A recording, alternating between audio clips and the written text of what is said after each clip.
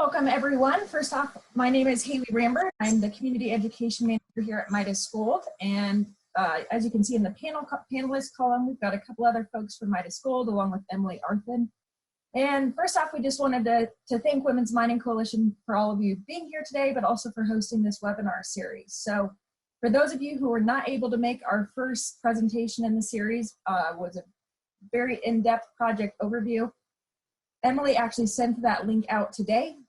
And so you can actually view a recorded version of that PowerPoint presentation on our website.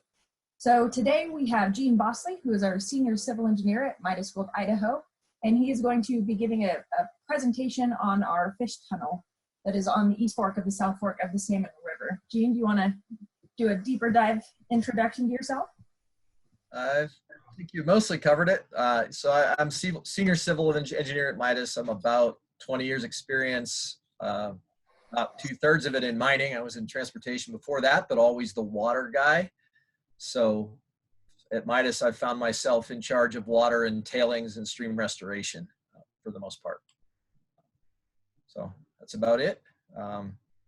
Jump right in unless you have anything else, Haley. Just real fast, so for some folks who may not be privy with the webinar portion of Zoom, you do have the options for Q&A, so down at the bottom of your screen. So those will come directly to us so that we can either answer them live or kind of as they come through. There's also a chat option, and at the end for Q&A, there's also a component where you can raise your hand to talk and get attention from there. So if there's any questions, please feel free to ping the panelists, and we're more than happy to answer them. So I think you're ready to go, Gene. All right. Thank you, Haley. So here, jump right in. Hopefully the slides work. There we go. Okay. So anyway, I'll briefly go over the project first. So for those of you who haven't had a chance to view the other one or weren't here last time, the project is a brownfield site. It's up in Stibnite, which is east of McCall, northeast of Cascade, about 100 air miles from Boise. There are a few ways in, and that's a whole nother presentation about our access, because we have a 37-mile access road, which is a key component of project development. But you know, we won't cover that this seminar, but another civil engineering project near and dear to me. But this is the 3 ways in, rugged country. You'll see in a second just how rugged some of my photos, but that's the general overview, the general location up in Valley County. We did submit a plan of ops back in 2016 for the Forest Service. So this presentation sticks largely to the plan of ops, but some of the tunnel design has been advanced since then. It's been about 5 years preparing that. And, you know, this is a bit of a unique project in that we have a large restoration component of it, and on our dime, and optional. You know, there's quite a bit of reclamation's been done up there. We have a little bit more ambitious of a plan for full restoration of much of the site, which we plan to leave better than we found it. And one of those components really is fish path. And that's where the tunnel comes in, which is about permanent and interim fish passage. As far as NEPA, I think you guys probably have heard before, most of you, and all of you are familiar with the process, but we are anticipating our draft EIS coming up this August, I think the 27th of August, so near the end of the month. But that's the latest schedule from the Forest Service. And from there, we jump into the comment period, and we'll get a little later about how you might be able to help us in that comment period. But again, I mentioned some restoration. So, you know, this site is a brownfield site. It's been mined for off and on 100 years, particularly in the war years, World War II and into Korea, and in run up to World War II. And then again, the big period was in the 70s or 80s. And so back in the war years, it was primarily antimony and tungsten. Now, Bradley Mining kept the gold, but the government wanted the tungsten and antimony for support of the war. And priorities then were war production, not environmental protection. And of course, this all predates modern environmental rules. So there's quite a bit of a mess left behind up there, again, from a different time. And, you know, one of these is right here is this, we call it the soda.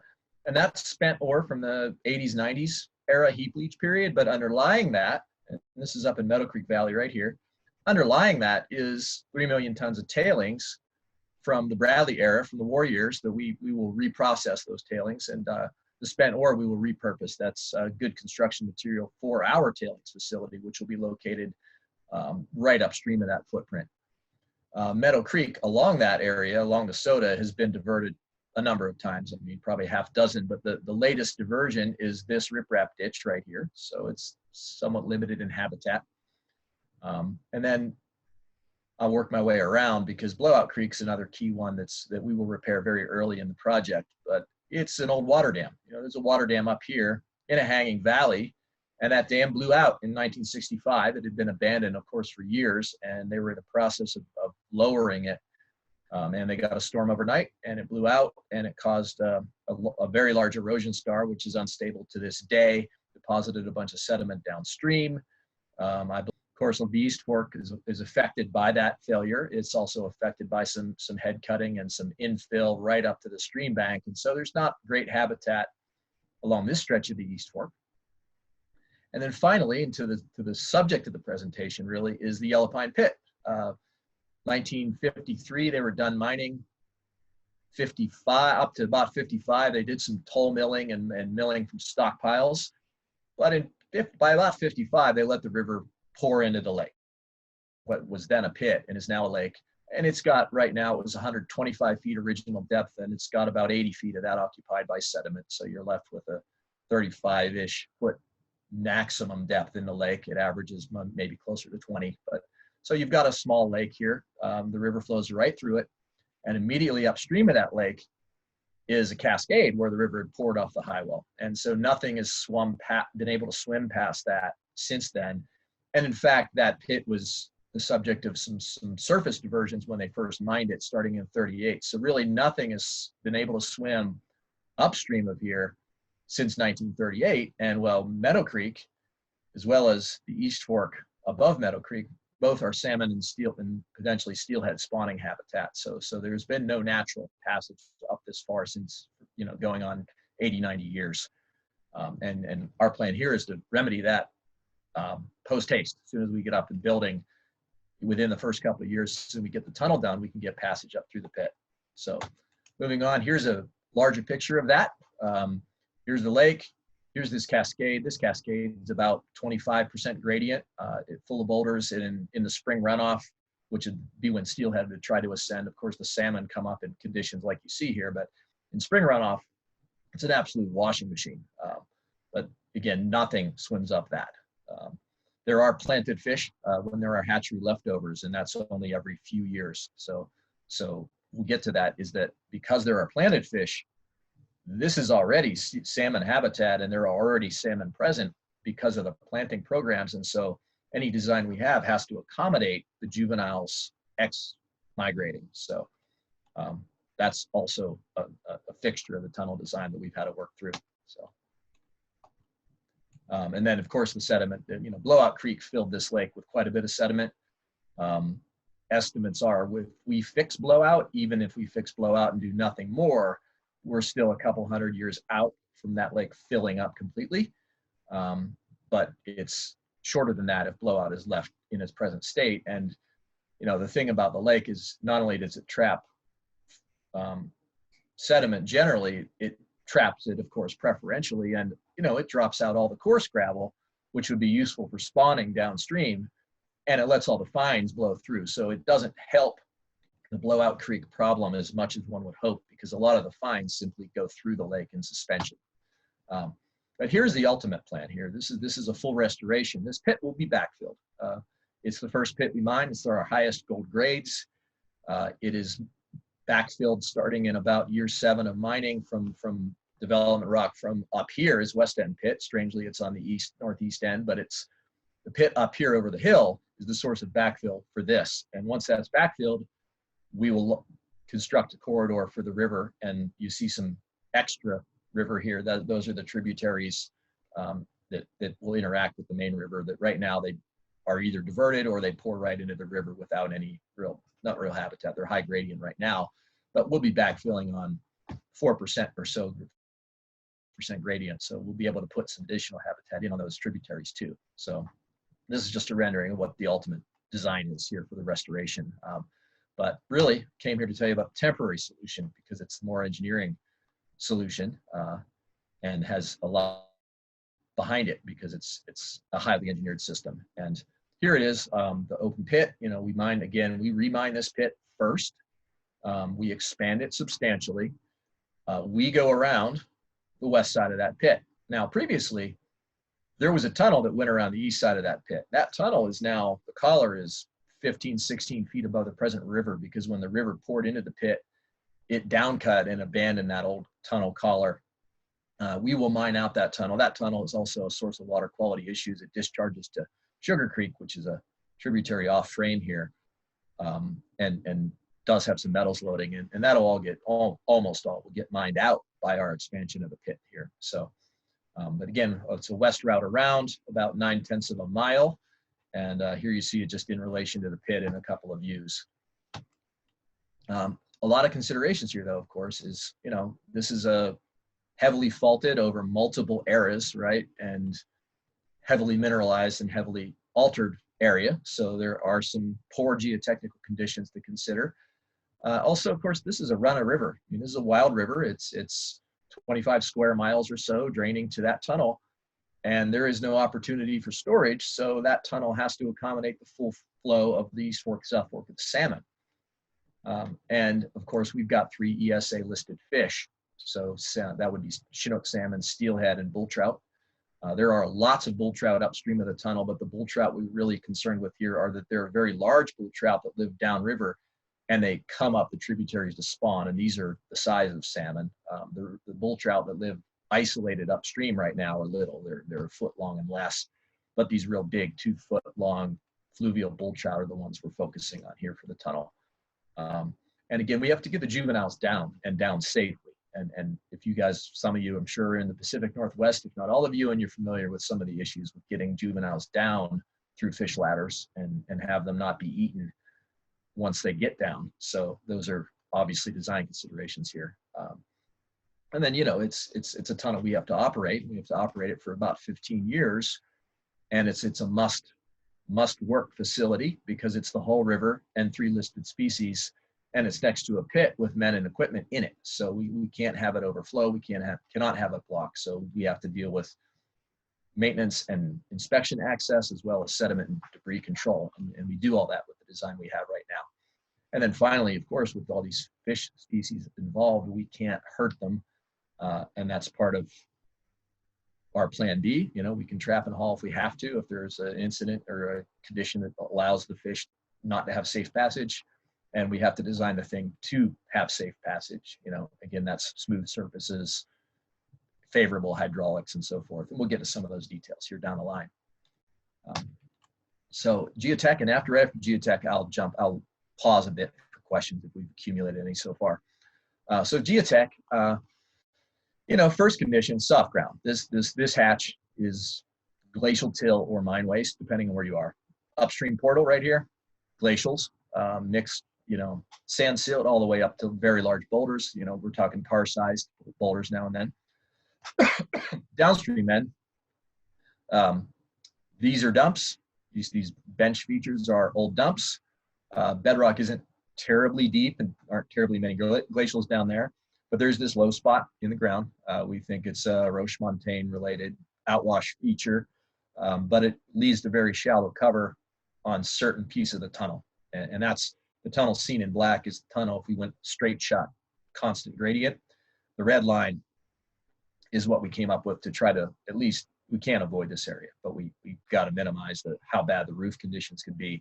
And we come under it by going at about 1.5% gradient for this lower section of the tunnel. And then we come up at 4.5. And all those are well within what we can accommodate on the fish passage side. So there's this. And then once you get into hard rock, well, not all the hard rock is hard. We've got the Meadow Creek Fault Zone, which is also the major control on mineralization in the district. We got the schist that slakes the left side of the fault zone, which is the east side here. And then we get through the Hennessy Shear Zone farther downstream. That's a smaller fault zone, but is nonetheless broken up, and we expect bad ground there. So as a result, you know, we've got a pretty complicated supports type set, 6 types. 4 of them would be for the hard rock, and that's what's shown on this page. You know, we've got everything from just some pattern bolts and a little bit of shotcrete in the roof, down all the way to major steel sets and major amounts of shotcrete. And of course, in the fault zones is where the worst of it is. And as we go, you know, there'd be probing and pre-grouting ahead of us. And then finally, of course, you know, it's a live river that runs a couple hundred CFS some years in the spring.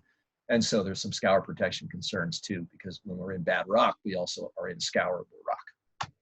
And then in soil, present plan, and you know, this is the one most subject to change because there are other ways, digger shield, whatever a contractor could decide to do. But the present plan and the plan we're costing for the feasibility study is for a pipe or spile canopy to get through some of the dumps in the till. And then the portals, conventional soil nail. You know, we may value engineer that to something differently, but right now we're looking at a soil nail portal. And with that, any questions on either just broad project questions or questions on what I've covered so far?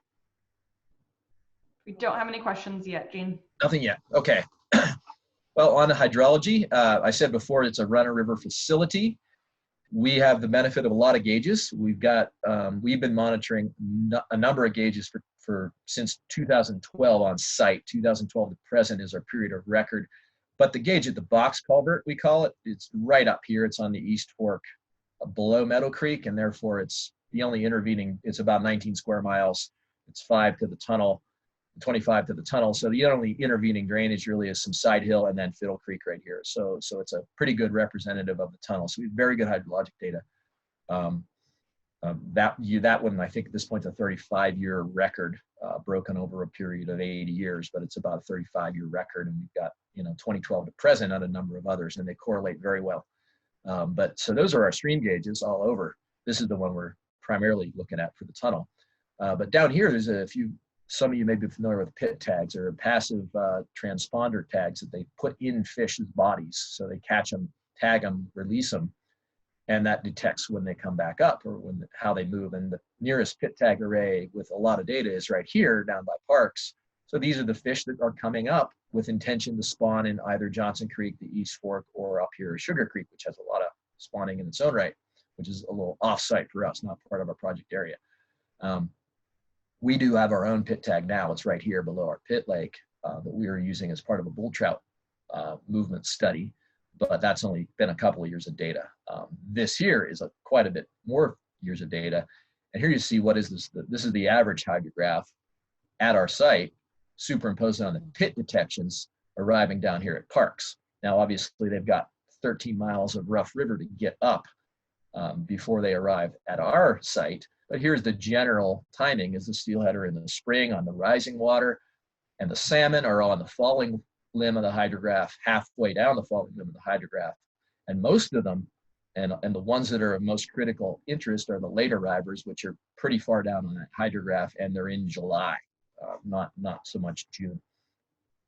And you know, going into this, we weren't sure what we were going to get and how successful our tunnel might be. We didn't know the hydraulics. We hadn't done the analysis yet.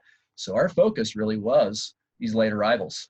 And this approach here was that, you know, we looked at the timing of arrival, and by the book, cookbook, marine fisheries fish design criteria was this the 5th and 95th percentile of flow during the period. So not the whole year's hydrograph, during the migration period is your design flow for the tunnel.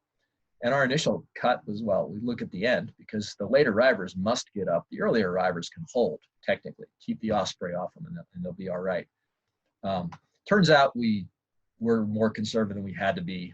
We'll get into some modeling in a sec that shows that the design we came up with outperforms expectations, and we can do the 5th and 95th percentile for any species over its entire migration range of time. So we actually did better than we thought. But here's where we started with. But this illustrates the hydrograph, and this illustrates the cutoff flows. The 54 CFS here, the bright red line, is the cutoff for bull trout and Chinook salmon, even if they arrive on schedule, not even just the late arrivers. And the 8 is the low cutoff. So you have to meet depth criteria at the 8, and you have to meet velocity criteria at the 54 in the tunnel. So moving on. So, you know, we did the hydrology. In parallel to that, we did literature review and screening. And, you know, we identified a lot of analog sites, none perfect, but there are a lot of dark tunnels, lighted tunnels, steep tunnels, flat tunnels, intended or not, to have passage. Fish, particularly salmonids, do get up tunnels and they get up fish ladders. And there's lots of fish ladders, of course, in the Pacific Northwest that bear that out, even for the bull trout, which are the challenge here. They're the slowest swimming of our species that we have. So we screened a bunch of alternatives. We looked at, you know, would they work? Could we build them? How well would they likely pass? Some technologies are better than others for certain species at certain gradients. And cost is obviously a consideration, and accessibility for maintenance. You know, certain technologies do not lend themselves to a continuous access way. Nowadays, we will, and everyone nowadays is flying drones for inspections, and we will certainly do that, but we still have to get in to make repairs. And so we still do need light vehicle access through the tunnel, specialized vehicles perhaps, but we need some kind of access with a vehicle to effect repairs. And then, you know, the ones that won are the ones that you would thought would win is concrete weirs, vertical slots, and frankly, a trap and haul could work too. Our goal here is volitional passage, and a trap and haul does not meet that. But a trap and haul is always the fallback plan if this does not work. We can still trap and we can still haul, and that's what's being done right now for Chinook, just not in every year. And we finally, you know, we did select a concrete weir. It was superior to the others, at least among the alternatives. So concrete weirs, they do perform well over a wide range of flow. They do work for all the species. Slots were under consideration because bull trout do like to hug the bottom, so slots can help with that. They're not jumpers really, but slots have a lot of other disadvantages, and the big one is controlling flow depths and getting things to work out at the low flow end. I mean, trying to get 8 CFS through a slot big enough for a Chinook and keep the water depth enough for a Chinook is a challenge that really is not surmountable here. Not in this river with the flows we have to work with, because we don't have control. We have, you know, again, run of the river. And you know, concrete weirs, of course, are durable. They're easy to work with. We can slip form some elements of this. Where we did settle was, you know, we have two options here: is do we make a hole in the floor of the tunnel?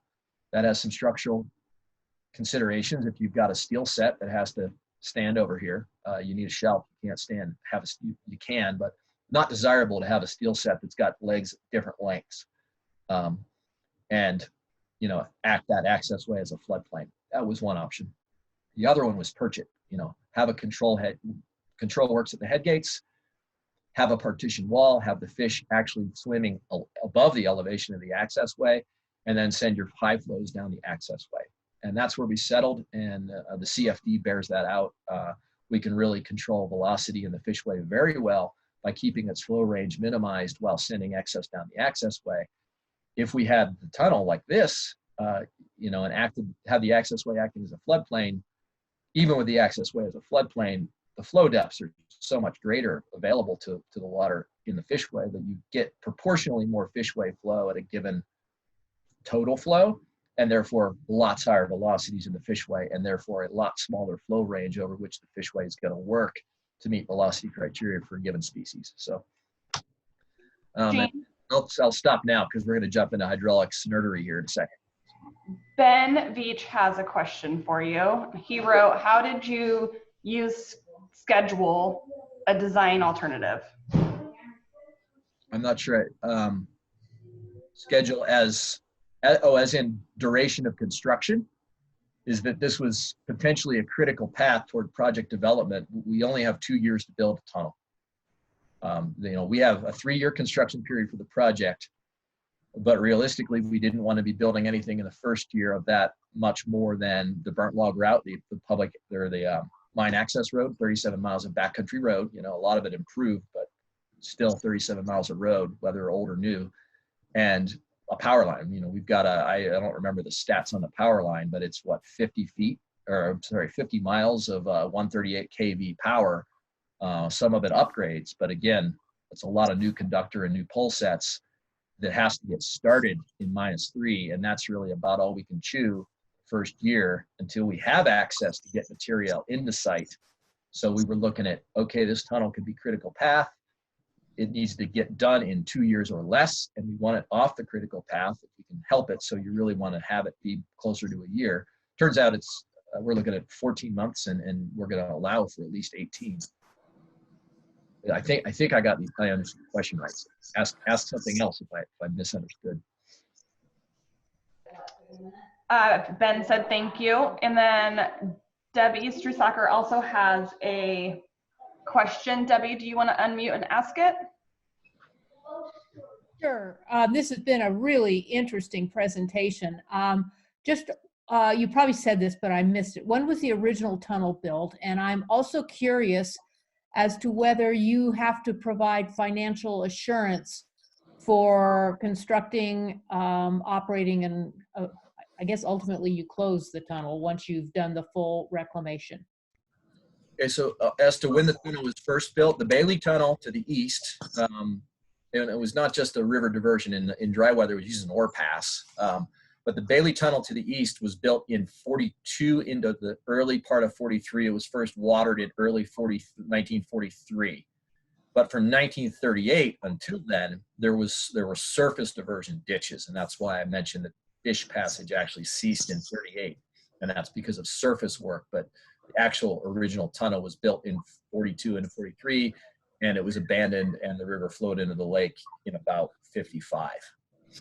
And it was small, considerably smaller. Our tunnel was 15 by 15 basket handle, and this one was more like a 6 by 8. It was tight in there. And that was because of the tunneling technology of the day. We'll be more mechanized. You know, you got to work with how big a drill jumbo is and how fast you can muck. And for us, 15 by 15 is the sweet spot. 12 by 12 could have worked, but the unit cost went up to where it was equal to 15 by 15, and you might as well have the 15 by 15 with easy access way and wider fishway. So, and then as to bonding, we're gonna have to bond for everything we do to reclaim. We haven't heard that we're going to be bonding to operate. And this is, you know, frankly, NEPA could tell us don't pass fish too. That's an alternative on the table in NEPA. But yeah, we will have to bond to reclaim whatever we have, to decommission whatever we have. Again, the tunnel rimmer is an operational phase thing. We're going to be bonding for a pit backfill. Now the backfill may look a little different, but backfill to river elevation to put in that restoration I showed you earlier is part of whatever bond we're going to have in ops. And right now we're anticipating probably at least three different bonds, different phases, because the mine site is very different. If if Midas Gold disappears in year 1 versus we disappear in year 7. And actually, in fact, year 6 or 7 is our maximum exposure window because it's the maximum open disturbance with the least amount of backfill in place. So the biggest bond may very well be the end of Yellow Pine Pit, end of the highest grade. So it's a credible timing too. But end of the Yellow Pine Pit before we've really backfilled anything is probably our largest bond of the bonds, the bond timing and the different bond cycles we're thinking about. But as far as bonding for operating the tunnel, no, not that I'm aware of.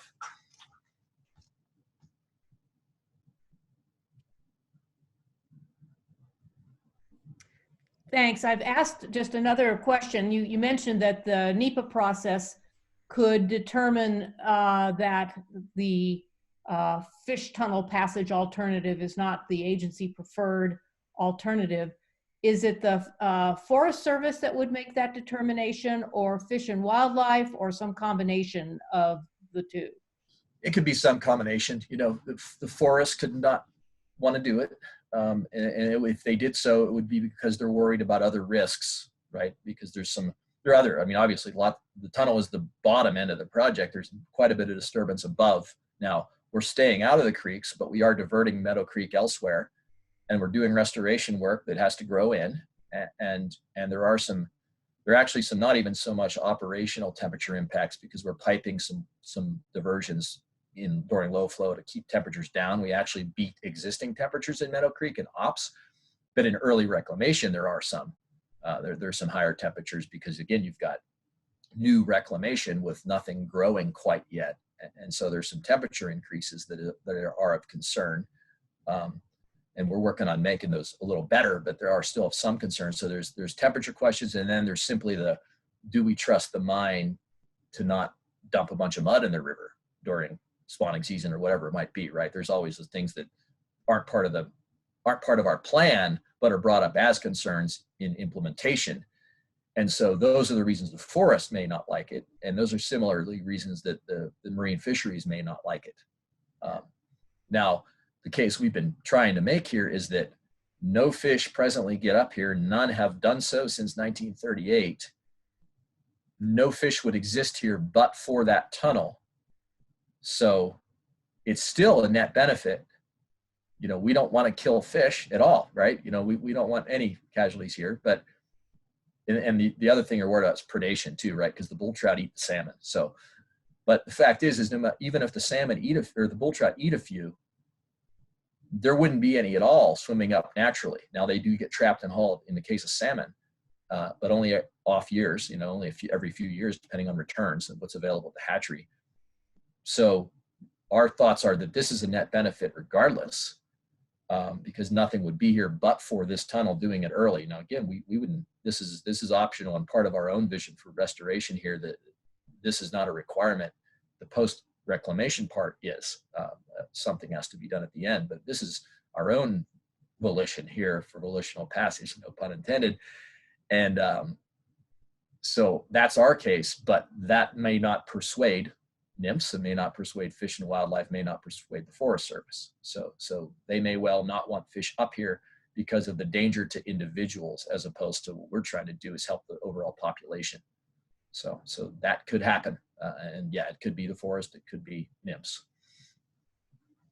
You know, and Fish and Wildlife, of course, they're in charge of bull trout, but NIMS is in charge of the salmon and the steelhead.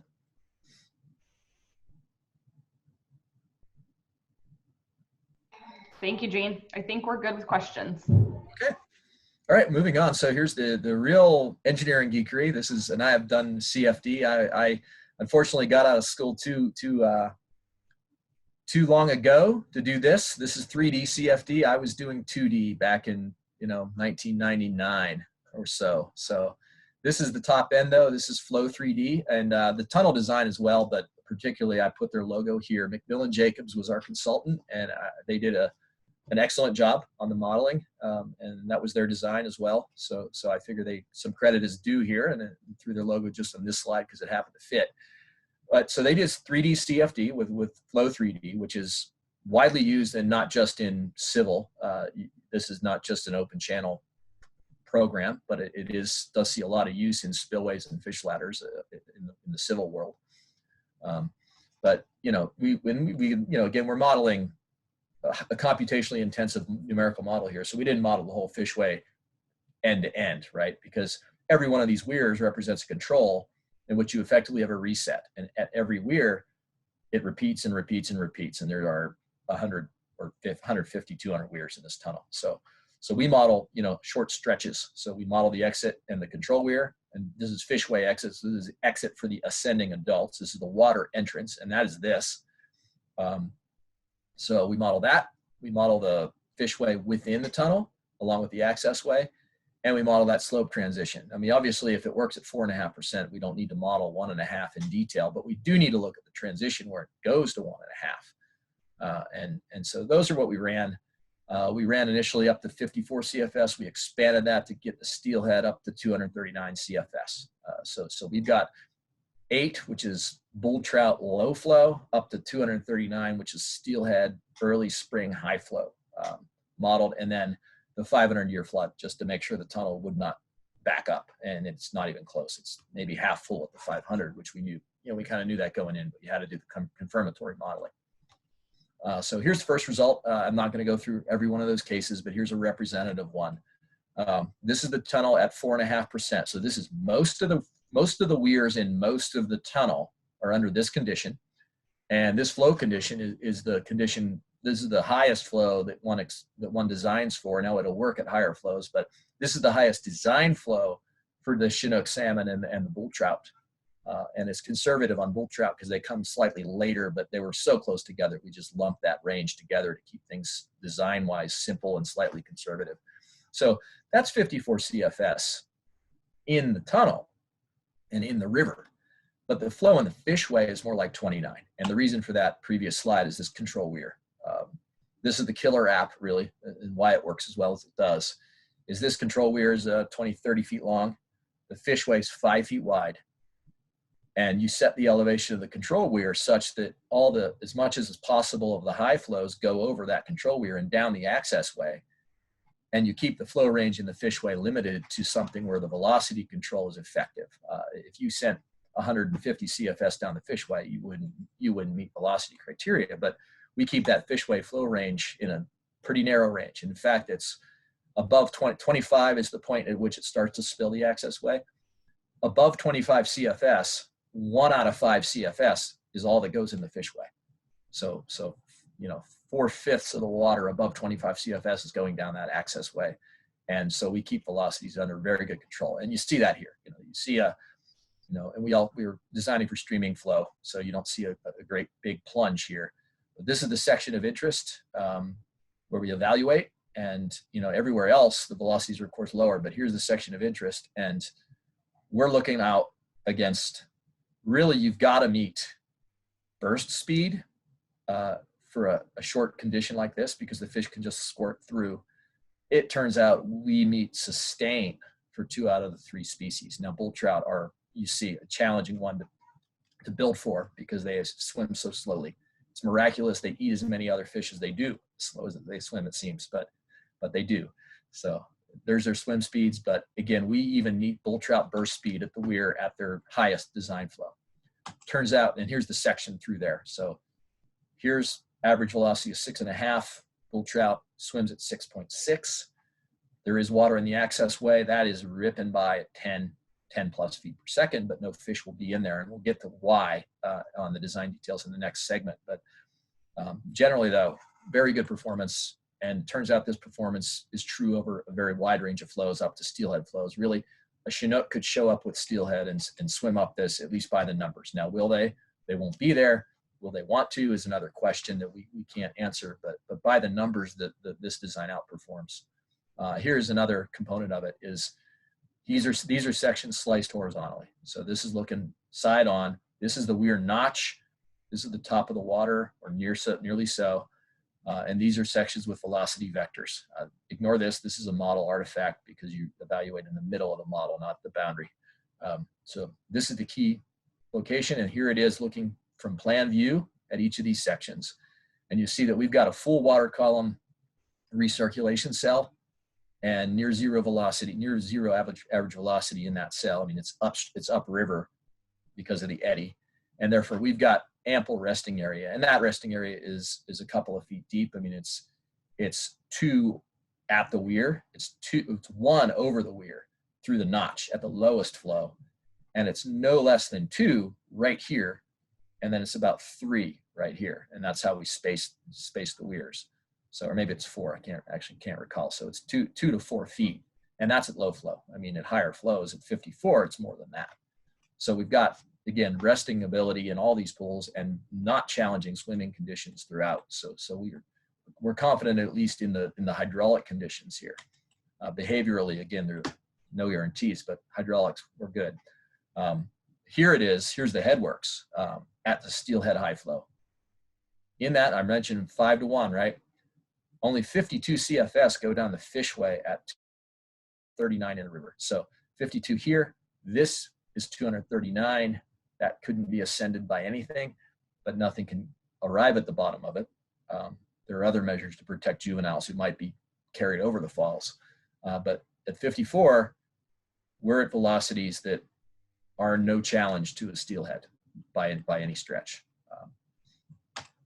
And here's just a table of that. This is a table that went to Marine Fisheries a couple of months ago in part of our ESA consultation. But here's the fishway weir, which is the worst. Here's a variety of flows: 54, 239, 139, and 8.2. And we model all those. The 8.2 is analytical. We modeled at 10, and then we switched the criteria to be a little more conservative on bull trout to the 8, and that's a detail we'll work later. But it's all amply slow water for any of those fish to swim while still moving so that they want to. I mean, what you don't want is slack water, because then they won't know where to go or which way is upstream. So questions on that? That's it for CFD, and then I'll do a walkthrough of tunnel components. Looks like we've got another 18 minutes to go, so we'll make it. No questions thus far, Gene. Okay.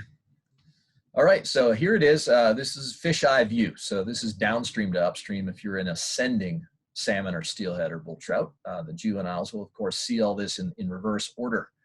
The exit of the tunnel, it's a few hundred feet to the river. So that is just rock weirs. They may end up concrete. There's some other things there that nymphs brought up that we probably want to go concrete here just to keep predation down, among other things. But anyway, right now, the design we got is rock. It's good enough for costing at feasibility level. But there are a few rock weirs designed similar to the fishway. They're just made of natural materials instead of concrete. And then you have this first pool, and that's a big resting pool for the adults. And you've got the access way coming down. Now there's a ramp to the access way because you've got a 20-foot cut right here. More like, yeah, about 20. So you have a 20-foot cut here through an old dump. You got a ramp down. The access way would be flowing this way at high flow. It would be dry below 25 CFS. So it would be dry from, I guess into March, potentially, depending on what kind of year we're having. So at high flow, water coming down the access way would encounter this drop off. So this weir right here is just a straight across, straight shot plunge pool. This prevents anything from swimming up the access way, as does this gate. I mean, this is a screen, so nothing can swim up the access way. So that adult fish can't go up into this little pool over here. This little pool here is for any juveniles that might make it down the access way. Excuse me, if they go down that access way, it's smooth. They're going for a fast ride, but they plunge into that pool, they could be disoriented, and they're easy pickings for particularly bull trout. Even the large cutthroats are going to eat the juvenile salmon, juvenile steelhead. So this excludes the adults, gives the juveniles in this calm water some time to get reoriented, and then they can run the gauntlet below. Now, there's nothing we can do about what's going to eat them down in the river from here all the way to the ocean, but our facility can't be a cause of predation, and that's what these components are here for. And then here we have just the final weir of the fishway. The adults ascend through this. This pool here is a little deeper than the other fishway weirs because it's the first one, and there's criteria associated with that from nymphs. So they swim up the fishway. The spacing on these weirs, I want to say, is at 66 feet along the fishway. In the flat section of tunnel, which is this is 1.5% gradient. That spacing drops, I think, to 22 feet in the 4.5% section because it's triple the gradient, so 1/3 the spacing. So this is what they see, up the fishway, into the tunnel. There will be lighting there at the portal, maybe throughout. We're still studying that, but yeah, we'll light as necessary to match daylight. And what we've discovered is that lighting needs inside are arguable, but lighting needs at portals are critical. The transition from light to dark, if it is abrupt, fish will not go through it. So that part we will definitely be doing. We're still studying the internals. Here's the inside of the tunnel.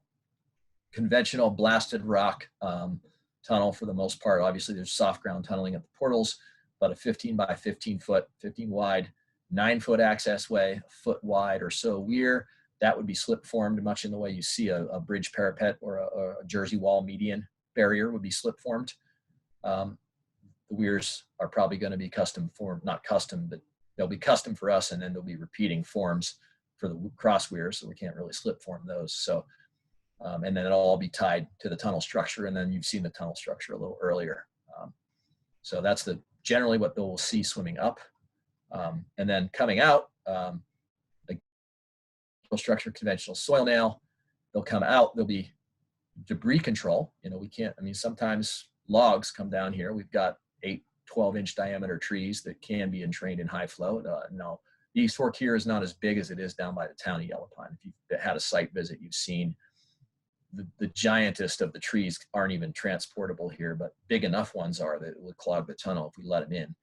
We also have bed load. Most of what goes blowing through there is pea gravel and sand, but there's plenty of cobbles and boulders that get rolled down in a good year. And we have sediment traps, make sure those do not enter the tunnel and cause a blockage, both for life safety in the aside from fish, it's life safety in the pit and life safety for the guy that has to go and clear that blockage. That would be something that no one wants to do. So that's generally it. Again, in this bar screen here, this is a bar screen, and it's angled so that it can be cleaned from reaching from this bank, and it's sized for adult Chinook, which are the largest fish we have to deal with. And we've already gone over the function of the control weir up here. So, and that's it. Here's my concluding slide of the technical side is, and the benefits here that our position anyway is we have early in volitional passage here that 12 or 15 years before we would do it otherwise, right? If somebody mined this who didn't have that vision, you'd come in, that pit probably would get backfilled, and it'd get backfilled at the end.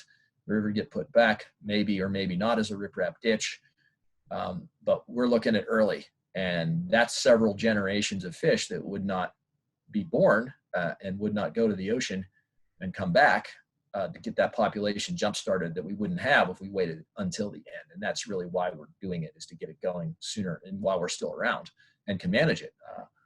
Once we're gone, I mean, yeah, we have a long-term monitoring plan. We have all the bonding, but it's a lot better, we think, to manage it now with everyone around, and gives us a lot more time to adapt to if things don't go as planned. So, and that access, that's about three miles of habitat for really Chinook spawning. And it's more than that when you look at rearing, and even more than that if you look at the other species that can swim up a little higher. I mean, I think we're at 10 or 20 or something of open access here when you tally up all the species and all the habitat, but it's really minimum 3.5 miles. So, and then later on, there's a permanent solution, which I touched on a little bit. And, we're also planning a lot of enhancements above. The tunnel is not the only part of the story. There's a lot of habitat enhancement planned for Meadow Creek and the East Fork, and there's full restorations planned for all these side channels like Fiddle. Fiddle will have a development facility in it, and Fiddle will be put back. And fact is, Fiddle's right now high gradient, low habitat, and because of the configuration of that facility, we will be putting back more of the more valuable lower gradient habitat for that population. Now that's an isolated population now and will be, but that's one example of some of the other things we plan to do out here.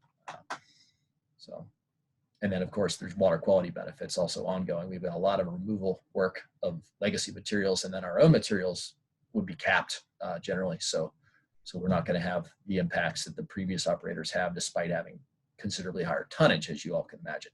So that's it for me. I guess we'll take any final questions on that, and then there's a couple slides here Haley might want to cover. Looks like we have a question from Maxwell Dugan. Would you like to unmute and ask your question? Sure.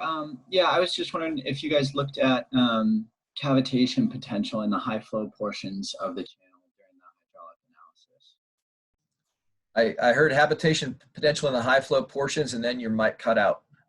Sorry, cavitation potential in the high flow portion of the channel. Not yet. We will. Again, we're 30%. We're feasibility design, and those velocities are, remember, we're only at 4.5% gradient, so we're not at extreme gradients here as one would have in a spillway over a big dam or anything like that. So, yeah, we are going to look at that, but that's not something we've looked at so far. They did put a generous allowance for scour protection in the design and the cost estimating, but we haven't looked formally at cavitation.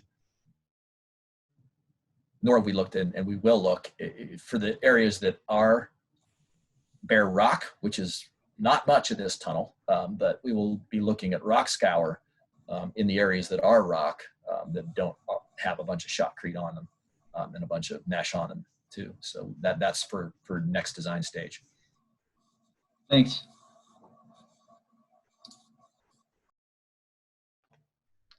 Looks like we have another question from Dan Doors. Dan, would you like to unmute and ask your question? Sure. Hi, Gene. We're a manufacturer of electric pumps that I represent. Is that going to be a concern with the environment and that kind of thing? Making sure that there's no fuel emissions and that kind of thing going through the tunnel, clean air, clean water, that kind of thing. Because we'd love to help you guys out with that. Yeah, and yeah, I mean, we would have We haven't determined what our maintenance vehicle fleet would be.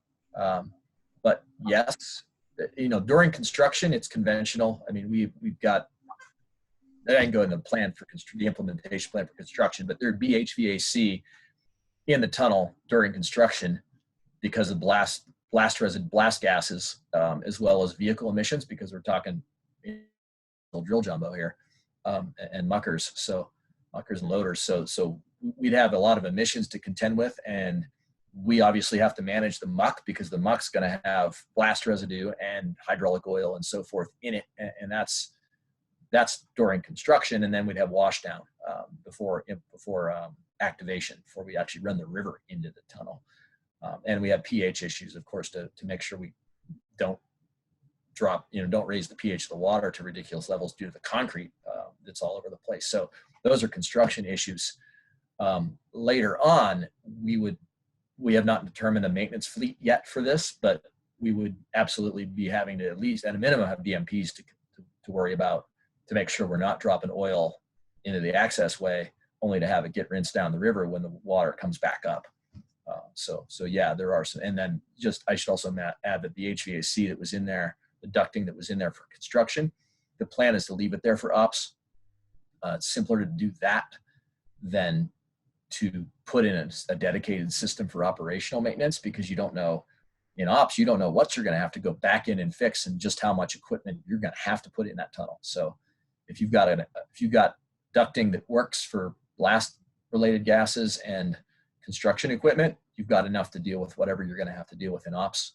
And then normally this tunnel should vent adiabatically too. So from an air quality standpoint, that system is there for when you bring in an internal combustion engine vehicle in there. You may run it as a safety measure when we're only walking it, but you don't need that to walk the tunnel. The tunnel should be adiabatically vented quite well in its own right without any mechanical effort. But yes, we would have, someday we will have a need for your products, maybe not dedicated to the tunnel, perhaps. I mean, we may need to dewater segments of that fishway, and those obviously all have 2 to 4 feet of water in them. So we may have to dewater single bays of the fishway or multiple bays of the fishway, in which case we'd be pumping river to river and would need something clean. But again, it's a little early, feasibility design and NEPA. So yeah, down the line for sure, the products would come in handy. Great. Thank you. So I will chime in here. So obviously we are offering the webinar series, hosted by Women's Mining Coalition, but we've transitioned with everything going on with COVID so that we're offering virtual office hours. So we have varying themes to them so that we have our staff on hand, there to answer your questions, have dialogue around the project. And then we are also hosting a MGI hosted series where it's open to the public, anybody and everyone can join. But really just trying to get our message out there and the context around our project, because as Jean has mentioned a couple times, we're going to need you, all of you. You can't have enough friends during a comment period, especially those that are substantive and well-versed within industry. So if there's any, groups or entities or company-wide organizations that you want to potentially have a presentation, you want to host the fish tunnel presentation or something on our TSF, you can definitely schedule a meeting with us, get a hold of us. We're here. And then really it's just getting the facts out there so that we're ready to go once that draft EIS hits and we have the substantive comments ready to roll. So Count Idaho In is essentially a tracking platform, so you can sign up, get updates on our projects, but it also gives you an ample amount of resources to kind of share internally, externally on how best to comment and participate as we move forward with NEPA. So something that we are interested in, so Emily's going to be sending around a poll on what Women's Mining Coalition wants to see next on topics. So whether that's TSF, whether it's a permitting NEPA update. So definitely look for that in a follow-up email, a post webinar on kind of what to see next on the Stibnite Gold Project. So we want to know what you want to hear and learn more about. Thanks for listening to me, everyone.